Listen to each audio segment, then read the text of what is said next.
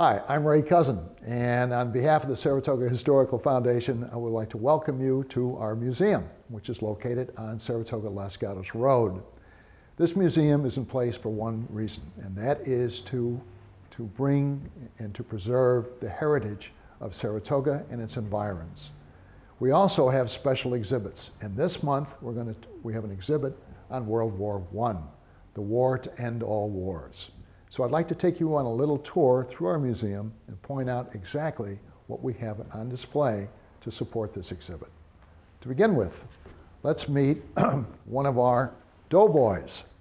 So this is a doughboy, and he's dressed in his uniform, which is made out of wool.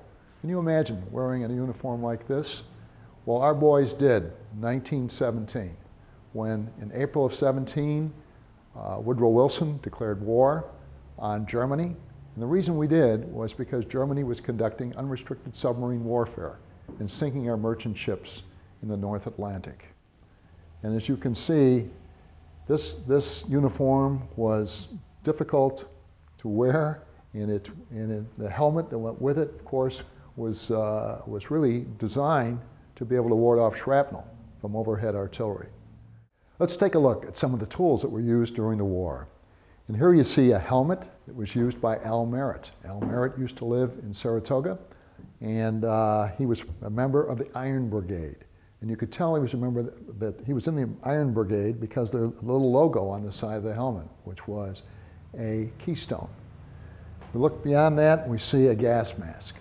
And gas masks were used by the troops to protect themselves against poison gas. Mustard gas was used extensively during the war, first by the Germans, then by the Allies. And it resulted in a lot of injuries and a lot of deaths. So in order to be able to ward that off, again, the gas mask. There were other weapons systems that were employed during the war. The submarine, the airplane, and as you'll see in a minute, blimps, in fact, were used as well. Here you see a display of music that was played during the war. Oh, How I Hate to Get Up in the Morning by Irving Berlin, okay, which was Tin Pan Alley, and it was representative of much of the music that was used during the war in order to entertain the troops and provide some level of motivation. In this case, we have a display which talks to two distinguished Saratogans. One was Sing Ki, a Chinese American, roughly about 22 years of age, who distinguished himself on the fields of France in a number of ways. He was a runner, and as a runner, he was part of the communications network at the front lines. And he and 20 other runners distinguished themselves by being able to survive a poison gas attack, where 19 of the 20 actually were severely injured, and Sing Ki was the only one of the 20 who was able to survive for any period of time. For this, he received the Distinguished Cross from the French. Another person that we have on display in this case, at least his background, is Patrick Devine. And Patrick Devine was an engineer, and he was part of the famous Rainbow Division. And you can see a display here showing some of the medals that Patrick received. In fact, one of these medals has 5 bars on it. And those 5 bars, each bar was representative of a battle that Patrick Devine had in fact fought in. So let's look at a couple of other Saratogans. Alfred Tomlinson. Alfred was part of the Transportation Division in France. And he was responsible for ensuring that our transportation system that we had in France operated. And when we talk about transportation in World War I, we're talking about everything from the bicycle to the tank. In addition, we have a display which talks to Clarke Waterhouse. And Clarke Waterhouse was also a soldier in France, and he died not of wounds, but he died of the influenza. And the influenza epidemic of 1918-1919 killed 4,500 of our soldiers. And this, of course, was a small number in relationship to the total number of people worldwide who died during the flu epidemic of about 25 million. In addition, in the case, we have a mother's flag. And the mother's flag was used to denote the number of sons and or daughters who were in the war effort. And these were normally displayed in the front window. And a blue star was indicative of an active soldier in the war. A gold star was an indicator that a boy or woman had died during the war. And these flags, of course, were ubiquitous during World War II, as that was even more dramatic conflict. In this case, there's also a brief descriptor of the memorial arch, which is symbolic of Saratoga. This was erected in 1919 and contains the names of those soldiers who died in World War I. This arch has been modified over time to recognize the contributions on the part of all soldiers in all wars.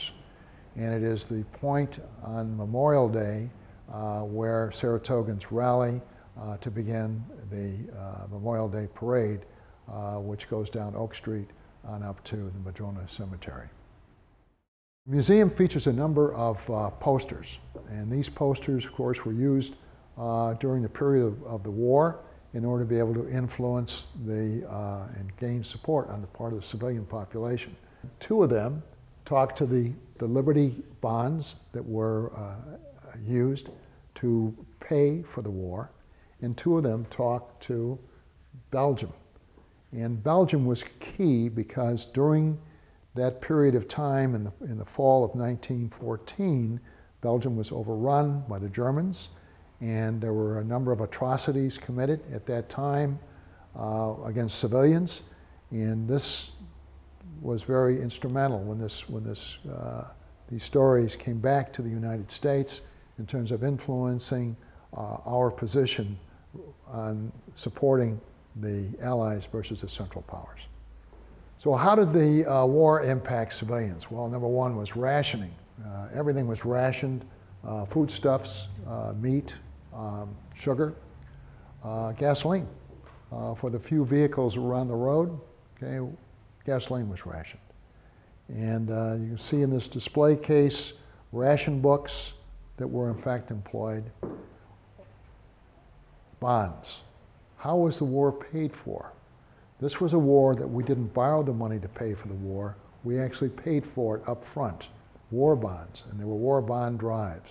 And here you'll see war bond books, okay, that were used by civilians, okay, to record their contributions to the war effort.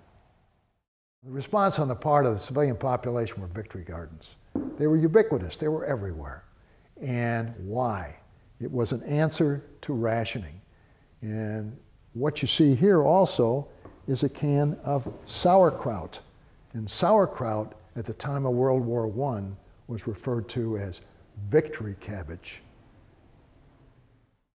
The exhibit that we walked through today was on World War I. In December, we're going to be looking at World War II. And then in the spring of next year, you'll see Korea, followed by Vietnam. And then the summer of next year, we're going to look at Harper's Ferry, okay, and John Brown, 1859. I'd urge you to stop and see our museum. Our museum changes, exhibits change from month to month. It's a dynamic environment. We're open 3 days a week, Friday, Saturday, and Sunday, from 1 until 4. So please come by and see us.